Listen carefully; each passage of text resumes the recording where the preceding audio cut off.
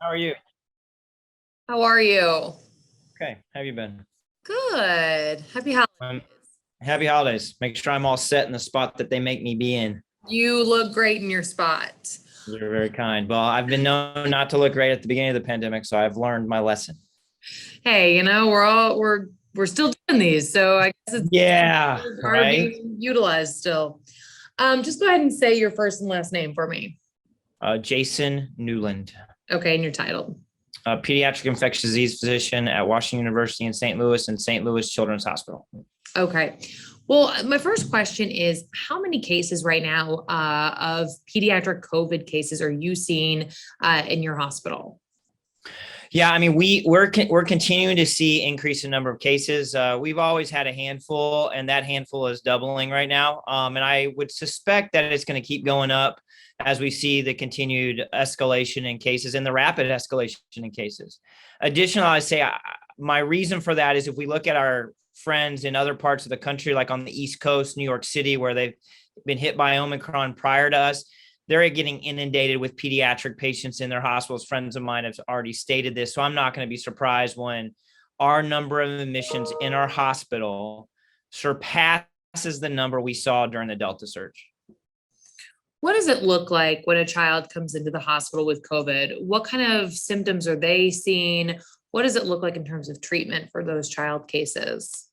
Well, the primary symptoms they have is like you think about for adults, and that's respiratory symptoms. So runny nose, cough, the little ones that need to be in the hospital, or the big ones, right? The teenagers or the little ones, they will have trouble breathing. And you can see them struggling to breathe, and that struggling to breathe requires oxygen. And thankfully, we have the treatments that can be utilized, like remdesivir, like steroids, that we do implement or give to these children to help them get over this illness. How do the COVID cases for children compare to some of the other respiratory illnesses we're seeing in children from RSV to the flu? So it's adding another virus into the milieu of respiratory viruses that we see right now. I would say right now it's kind of probably one of the more prevalent respiratory viruses, though we're seeing RSV, a cousin of RSV called human metapneumovirus that we've been seeing a lot of, as well as viruses like parainfluenza. All of these are being seen. I will bet that COVID will take the lead if it hasn't already very soon.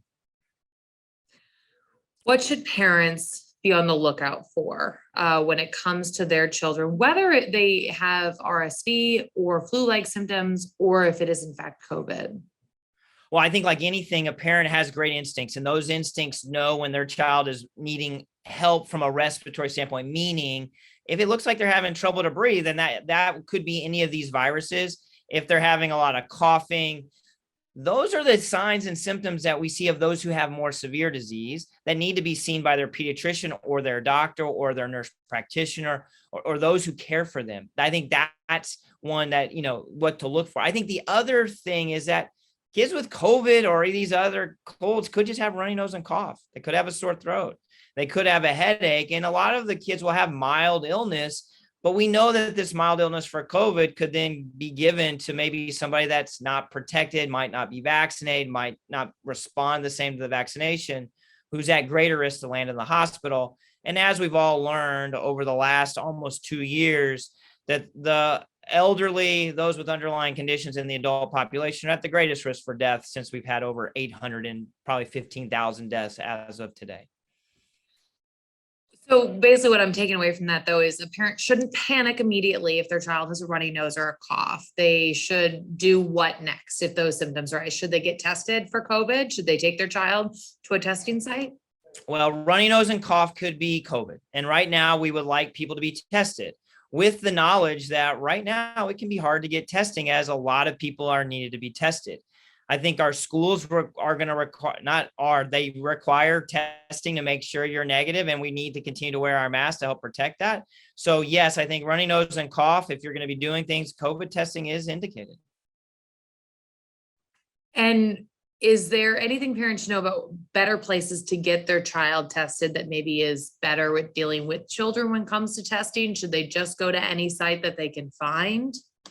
Unfortunately, right now, finding testing is what's needed. If you can get even a rapid home antigen test that you can do, that can be useful. It is not as great as that PCR test, but right now, if you have runny nose and cough, I would try to get a test, even if it's a home test. And what should parents be concerned about when we hear these rising numbers? Should they think about altering how they're, planning winter break plans? We're coming to the end of winter break. We are about to go back to school. Should parents be altering their plans with their children, knowing that this virus is spreading so quickly with the new variant? The first thing parents should know, if they have a child that's in the age group that can be vaccinated, is get them vaccinated. That's your best protection. We know that if you have 2 of the doses of the mRNA vaccine, you're even likely to be protected against Omicron because you have these antibodies that are at that level that'll protect them. If you have a teenager, get them their booster if they're 16 and older, if it's been over 6 months, because we know that's going to protect you against Omicron. I think that's first and foremost. Go get the vaccination if you're in the eligible group. Now, we have a group, right, that are not vaccine eligible. That 6 month or the less than 5s, they're not eligible. And so what do? Well, one is you have them mask if they can mask in the public setting. You can say, we're going to make sure that we're not going to be around large gatherings right now because of this rapid rise in cases. And then if we ourselves are sick, we're going to stay home and we're going to try to get tested, because that's going to protect everybody around.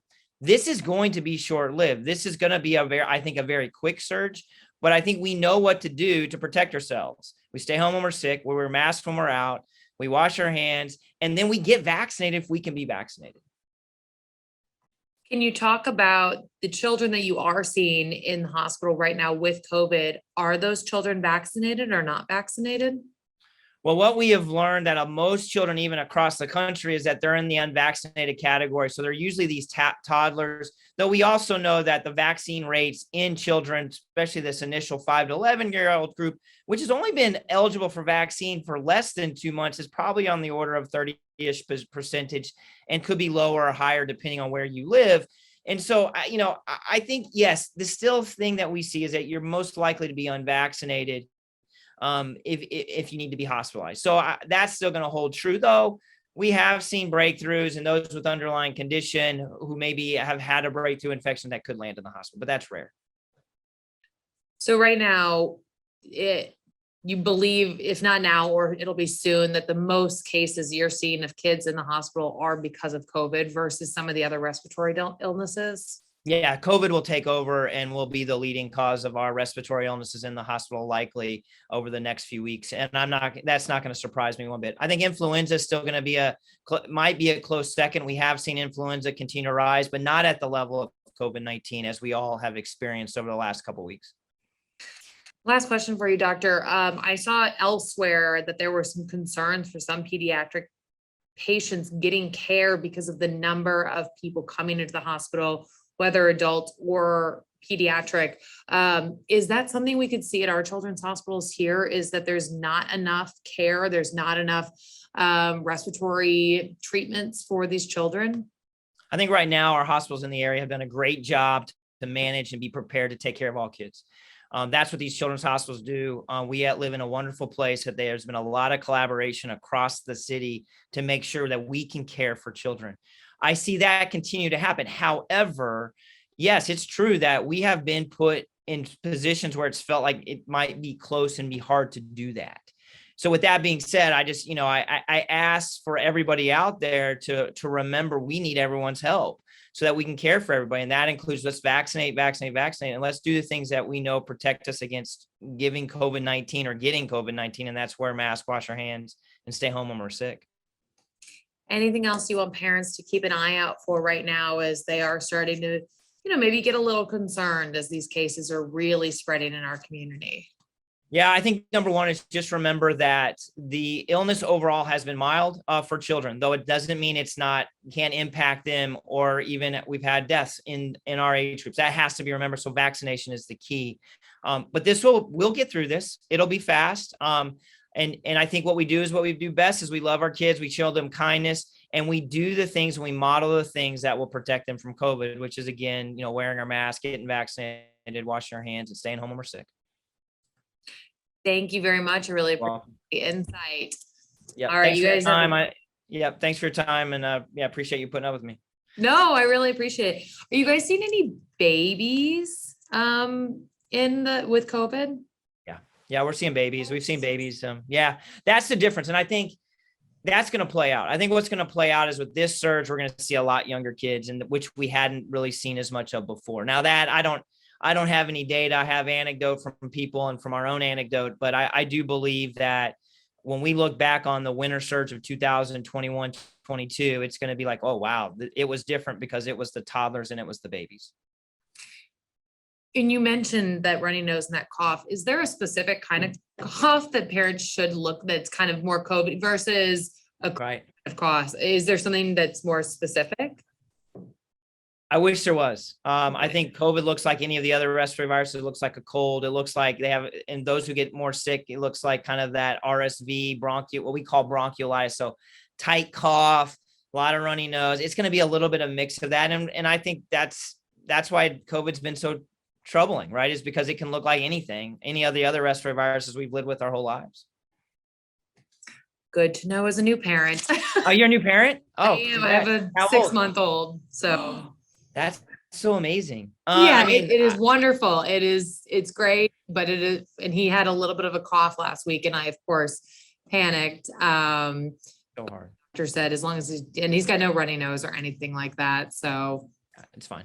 It's going to be fine. They're going to overall do well. And I think because Omicron is more transmissible, I think there's no doubt that's the case, right? It's depending on who you ask, 3 to 5 times more transmissible. I think now, because it's now gone to another level above Delta, right? When we got Delta, we started seeing more kids hospitalized. We got seeing more kids sick, but we didn't see it really hit even that younger age group. Now I think Omicron's another level transmissible, means it probably is now these little ones who weren't getting sick from COVID, despite right in the pandemic, they had daycares open and they didn't see things. I think now we're probably going to get more little ones just because it's so much more transmissible. I think it's more transmissible. And okay, now I'm going to nerd out on this a little bit, but okay. The reason, right, the mechanism potentially, not only one said this, but I think this makes sense. The receptor that the virus binds to in the body to get you sick is called the ACE2 receptor. We know that the younger child has less numbers of those receptors than as you get older. So if you have a virus that's not binding as great, right, you need a lot more receptor there to bind. But if you have a virus that's going to bind great, right, like it's going to bind no matter, like if there's one of those receptors around, it's going to grab it because it's just binding so much better. You can see why now even didn't, if you have less numbers of the receptor, it's going to bind it, and you need the receptor to get in to make someone sick. So that to me makes sense. I mean, like that to me makes, so I can see if it is true, and Europe has said this, they're seeing more of the toddler age group, the younger group getting it than they've ever seen before. We're all starting to say the same thing. That to me makes the most. That makes sense. Yeah, it makes sense. Right? Like I like when things kind of follow. And Delta was like that. We said, well, it's more transmissible. Oh, look, more kids are getting it. Yeah. But we've passed Delta. Like we passed Delta number of admission. I mean, not in our children's hospitals yet, but we will. But you will. Yeah. We will. Yeah, by next week we will. Wow. All right. Good to know. Well, thank you so much. I really You're welcome. Time. Take care. Yep. Have a good day.